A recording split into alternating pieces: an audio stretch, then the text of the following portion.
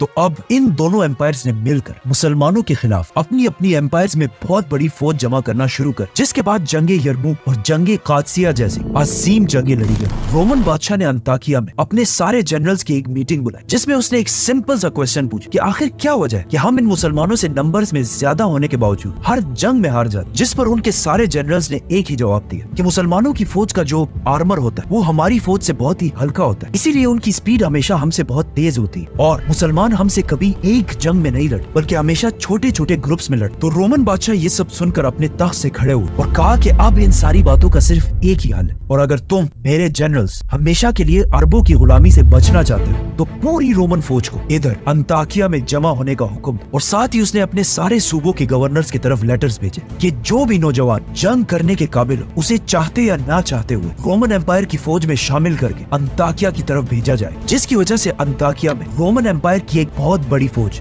لاکھوں کی فوج جمع ہونے لگی۔ اور ان کا پلان یہ تھا کہ اب مسلمانوں کی ان چھوٹی چھوٹی ٹرکس سے نکل کر آمنے سامنے ہو کر ایک بہت بڑی جنگ لڑی جائے۔ اب جب یہ سب کچھ یہاں پہ ہو رہا تو وہاں ایمیسا میں مسلمانوں کے جنرل ابو عبیدہ ابن جراح رومن بادشاہ کے ہر موو کی خبر ملتی جا رہی تھی، جس سے وہاں پر مسلمان بہت ہی ٹینشن میں کہ اب آخر ہم کیا کریں، اتنی بڑی فوج کا مقابلہ کیسے کریں، کیونکہ اب ہر طرف رومن ایمپائر مسلمانوں سے بدلہ لینے کے لیے ان کی طرف بڑھ رہی۔ مسلمانوں کی اس گھبراہٹ کو دیکھ کر ابو عبیدہ نے جلدی سے ایک دوسری میٹنگ بلائی اور اپنے سارے جنرلز کو بلا کر پوچھا کہ اب ہمیں اتنی بڑی فوج کے سامنے کیا کرنا چاہیے، جس پر سارے جنرلز کے مشورے سے یہ فیصلہ کیا گیا کہ ہمیں ایمیسا، جسے آج کے زمانے میں ہومز کہا جاتا ہے، اس سٹی کو بغیر کسی لڑائی کے چھوڑ کر یہاں سے واپس دمشق کی طرف جانا چاہیے، جدھر اس وقت خالد بن ولید اپنی فوج کے ساتھ موجود۔ لیکن جانے سے پہلے ابو عبیدہ ابن جراح اس سٹی کے فائنانس منسٹر کو بلایا اور اسے آرڈرز دیے کہ یہاں جتنے لوگوں سے بھی جزیہ ٹیکس لیا گیا تھا ان سب کو وہ پیسے واپس کر دیے جائے، کیونکہ یہ جزیہ ٹیکس ہم نے ان کی حفاظت کے لیے لیا تھا، اور اب جب ہم ان کی اور حفاظت نہیں کر سکتے تو اس ٹیکس پر بھی اب ہمارا کوئی حق نہیں ہے۔ تو ادھر مسلمان اس سٹی کو چھوڑ کر جانے کی تیاری کر رہے تھے، اور وہاں وہ فائنانس منسٹر اپنی ٹیم کے ساتھ ایمیسا کے ہر گھر گھر تک جا کر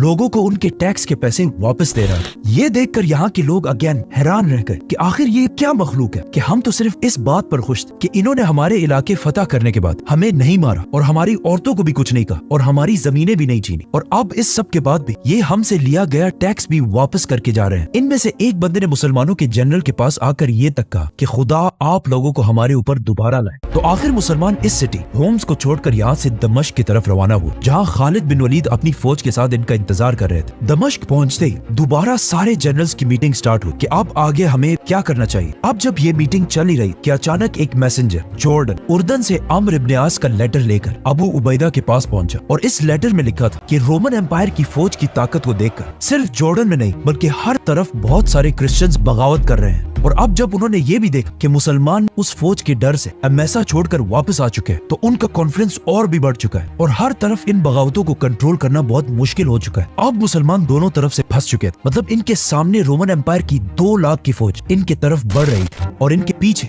ہر طرف لوگ بغاوتیں کر رہے تھے۔ تو مسلمان جنرلز کو سمجھ آ گئی کہ اب یہاں دمشق میں رہنا بہت ہی ڈینجرس کام ہے، لیکن دمشق اتنی بڑی سٹی تھی، مطلب یہ فیصلہ ان جنرلز نے نہیں بلکہ مدینہ میں خلیفہ عمر بن خطاب اور ان کے منسٹرز عبد الرحمن بن عوف، عثمان اور علی رضی اللہ تعالیٰ عنہ نے کرنا تھا۔ تو صرف کچھ ہی دنوں میں ڈائریکٹ مدینہ سے عمر بن خطاب کا لیٹر دمشق پہنچا، جس میں لکھا تھا کہ فیصلہ ہو چکا ہے کہ دمشق کی اس سٹی کو چھوڑ دیا جائے، اور صرف دمشق کو نہیں بلکہ پورے شام کو چھوڑ دیا جائے، اور یہاں سے پیچھے ہٹ کر کوئی ایسی جگہ جنگ کے لیے سلیکٹ کر جس کی لوکیشن ایسی ہو کہ اس کے پیٹھ کے پیچھے عرب کا علاقہ ہو، تاکہ پیچھے سے کوئی بغاوتیں نہ ہو سکے اور ہمارے سارے دشمن ہماری آنکھوں کے سامنے ہو۔ تو فوراً حضرت عمر رضی اللہ تعالیٰ عنہ کے اس آرڈر پر کام شروع ہو گیا اور مسلمان دمشق کو چھوڑ کر پیچھے ہٹے اور جارڈن میں عمرو ابن عاص کی فوج کی طرف روانہ ہوئے۔ بٹ جانے سے پہلے یہاں کے سارے لوگوں سے بھی جو ٹیکس لیا گیا تھا ابو عبیدہ نے وہ ٹیکس واپس کرنے کا حکم دیا، اور یہاں کے لوگ بھی حیران ہوئے کہ یہ کون لوگ ہیں آخر مسلمانوں کی یہ فوج اور عمرو ابن عاص کی فوج یرموک کے دریا کے پاس ایک دوسرے کے ساتھ مل گئے، اور ساتھ ہی شام میں مسلمانوں کی جتنی بھی فوج وہ سارے بھی آ کر مسلمانوں کی اس فوج کے ساتھ شامل ہو، اور یہ سب رومن ایمپائر کی فوج کا انتظار کرنے لگے۔ وہاں مدینہ میں بھی حضرت عمر رضی اللہ تعالیٰ عنہ اور ان کے سارے منسٹرز بہت ٹینشن میں تھے کہ اب اتنی بڑی فوج کا مقابلہ کیسے کریں گے، کیونکہ یہ اب تک اسلام کی تاریخ کی سب سے بڑی جنگ تھی۔ تو انہوں نے اس فوج کی مدد کے لیے مدینہ میں اس فوج کے لیے لوگ جمع کرنا شروع کر دی۔ تو حضرت हजरत उमर रज़ियल्लाहु अन्हु ने मस्जिद नबवी में सबको बुलाकर एक बहुत ही जबरदस्त स्पीच की, जिसमें सबसे पहले वो सहाबा भी सामने आए जो इस्लाम की पहली जंगे बदर में भी शामिल, और अब उनकी एज भी बहुत ज्यादा, लेकिन ये जंग इतनी खतरनाक कि जंगे बदर के 100 सहाबा इस जंग में शामिल होने के लिए तैयार हुए। मतलब जंगे बदर के 313 में से 100 सहाबा, जो एक बहुत बड़ा नंबर है। तो ये बदरी सहाबा भी बिल्कुल जंगे बदर की तरफ अब तलवार उठाकर जंगे यरमूक की तरफ जाने के लिए तैयार हुए। इन्हीं 100 सहाबा को देखकर 1000 और सहाबा भी इस जंग के लिए तैयार हुए, और इन 1000 सहाबा को देखकर 5000 और मुसलमानों ने भी यरमूक की तरफ जाने का वादा किया। ये देखकर हजरत उमर रज़ियल्लाहु अन्हु ने भी इरादा किया कि वो खुद इस जंग को यरमूक में लीड करें। लेकिन फिर बाकी सहाबा ने उन्हें समझाया कि ये जंग जीतना बहुत ही मुश्किल का, और कहीं ऐसा ना हो कि मुसलमान ये जंग हार जाए और खलीफा को भी नुकसान पहुंचे, तो इससे इस्लाम को बहुत बड़ा नुकसान होगा। तो आप इस जंग के लिए खुद मत जाए। अब वहाँ यरमूक के मैदान एक तरफ 2 लाख और दूसरी तरफ सिर्फ 30,000 की फौज खड़ी थी। लेकिन काफी दिन गुजरने के बाद इन दोनों फौजों में कोई भी एक दूसरे पर हमला नहीं कर रहा, और कई हफ्तों तक रोमन कैंप से रात को शराब और पार्टीज की आवाजें आती रहती, और ऐसा लग ही नहीं रहा था कि ये लोग कोई जंग करने के लिए आए। तो ये देखकर खालिद बिन वलीद ने सोचा कि जरूर इसके पीछे कोई ना कोई साजिश चल रही हो। तो अचानक एक दिन रोमन जनरल वाहान का एक बंदा मुसलमानों के कैंप्स की तरफ आया और अबू उबैदा से कहा कि हम आपसे लड़ना नहीं चाहते, बल्कि आप लोगों के साथ एक